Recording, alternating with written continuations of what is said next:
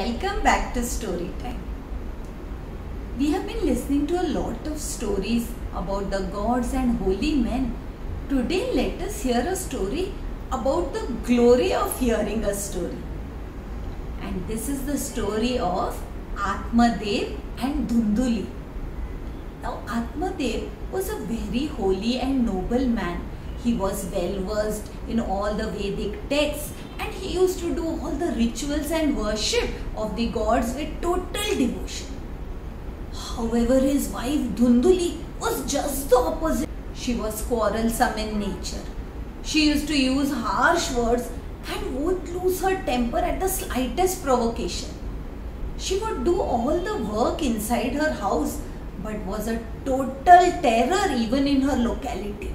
If ever someone would forget to call her for some group outing, she would immediately pray that their outing would be totally devastated so that there would be some rains or something that would dampen and kill their joy. And this was the woman with which Atmadev had to spend all his life. Now, he looked forward to having children, fill his house with laughter, but even this did not happen. And so one day, very desolate, he went out and he decided to leave his house and end his life. But on the way, he met a holy sannyasi who asked him, "Why are you so sad?" And he said, "I've got nothing to live for. There is no joy or peace in my house, and that is why I wish to end my life." So the sannyasi asked him, "What is it that you really wish?" And Atmadev said, "I wish for a child, and then he would grow up, he would get children, I would play with my grandchildren, and my life will be filled with a lot of happiness." Now the sannyasi smiled and he said, "No, that is not the truth of life. True peace, true joy lies in renouncing and giving yourself up to God." However, Atmadev was not convinced. And so he said, no, the life of a grihastha or a family man is the best.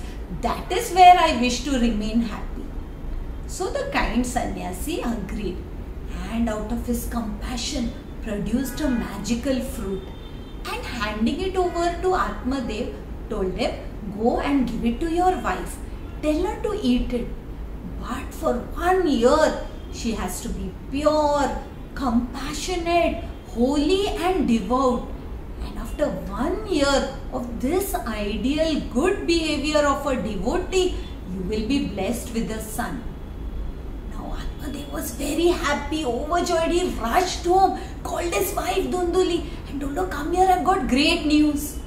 And Dhunduli said, "Yes, tell me, what is so great that you have to reveal to me?" Now Atmadev was not disheartened by this welcome. However, he explained to her, "You eat this fruit, do all that what the sannyasi has said, and then you will be blessed with a son. Oh, he will be the joy of our lives."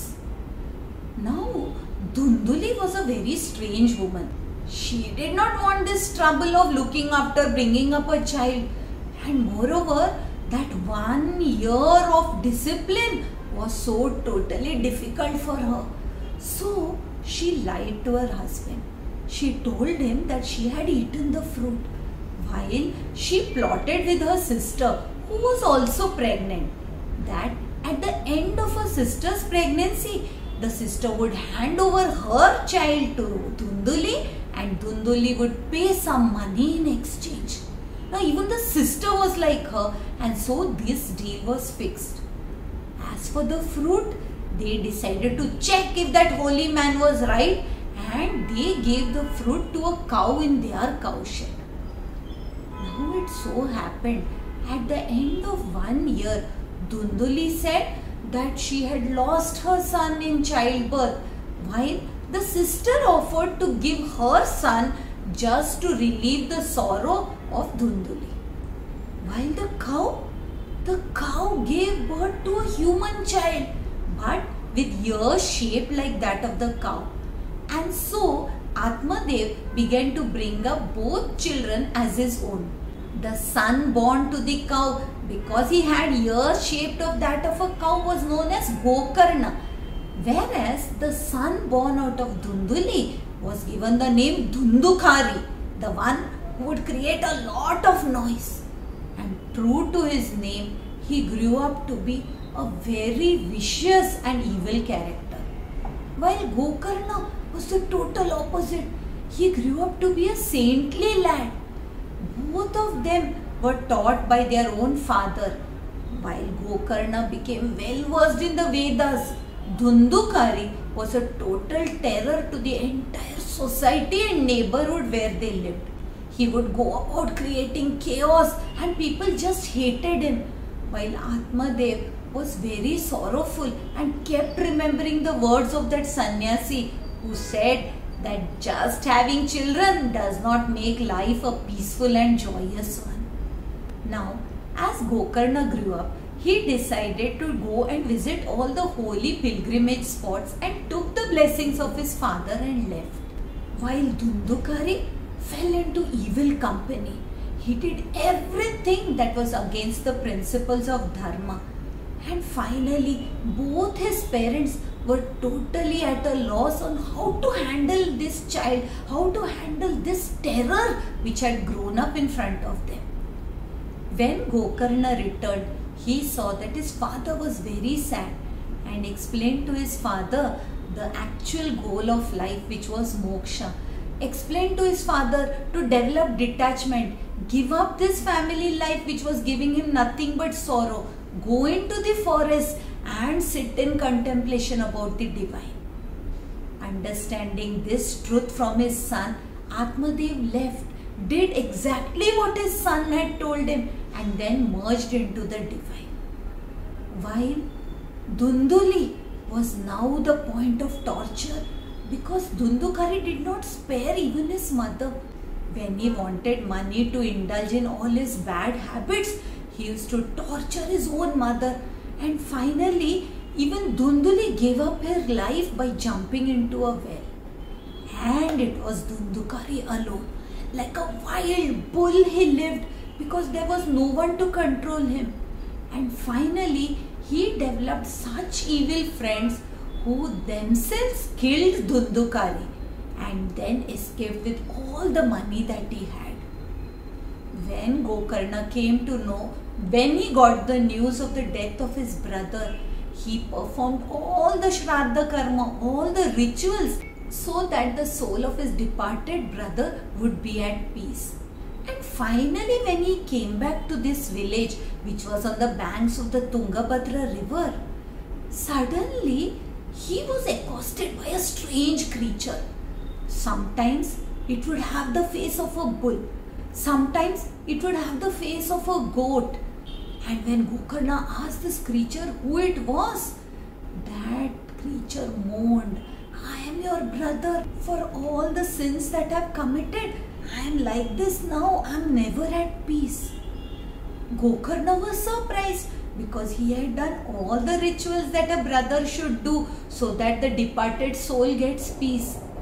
But Dhundukari replied, "Oh, the power of my evil deeds were so much that even those rituals were not enough. Please save me. Please find out what is that which will now finally give me relief." Now Gokarna was the ideal brother. He consulted all the wise people in his area, who advised him to offer his prostrations and worship to Surya Narayana.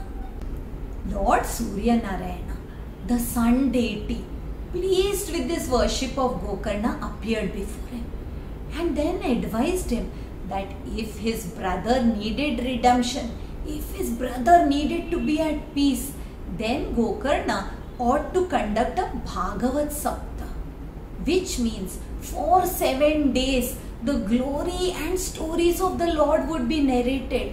There would be many people who would come to listen, and Gokarna himself would now explain and extol the virtues and glories of the Lord. Gokarna was very happy. He now knew the way out, the way in which he could help his brother, and so he organized this Bhagavat Sapta. The great Srimad Bhagavatam, which was composed by none other than Vedavyasa Rishi, would now be expounded by Gokarna, the entire village had assembled there. And so too was his brother. His brother did not find a place to sit and so settled down on a bamboo pole. He listened with great expectation, for this story would now redeem him. This bamboo stick had 7 knots.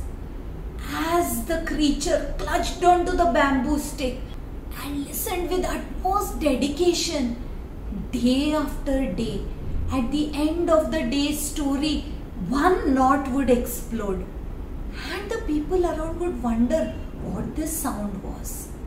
At the end of 7 days, finally the 7th knot of the bamboo pole exploded, and a divine celestial creature emerged from that. This was Dhundhukari, who prostrated in gratitude to his dear brother Gokarna and said, "You have redeemed me. I am free at last. I am liberated. Thank you so much." And then the Haridasas, the attendants of Vishnu themselves, came and took Dhundhukari to heaven. Now Gokarna was perplexed. He asked those Haridasas, "So many of the people assembled here have listened to the Bhagavad Katha for 7 days. How is it that you are taking only Dhundhukari to Vaikuntha?"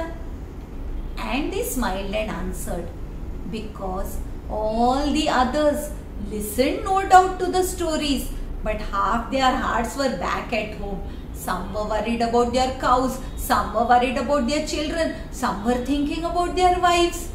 While Dhundhukari had no other thought except for freedom or liberation. This was the only thought with which he listened to the stories, and he got so lost in them that it is of course natural that he will be merged with the divine." So now the Haridasas advised Gokarna to once again hold this Bhagavad Saptah, where now all the assembled ones would listen with total devotion. Now they actually learned what is the meaning of Shravana or listening, and this is how it was that the entire village got redemption. For the end of the second Bhagavad Saptah saw those Vaikuntavasis come with Lord Krishna himself, and all of them were taken to the heavens. This is how, by just listening to the story of the Lord, one can get mukti. And this is what should inspire us to keep listening to the glories of the Lord and sharing it with all those who are around us. I hope you liked today's story, and if you did, do share it with your family and friends. Subscribe to the channel and wait for the next story the coming Thursday. Until we meet again, Hari Om.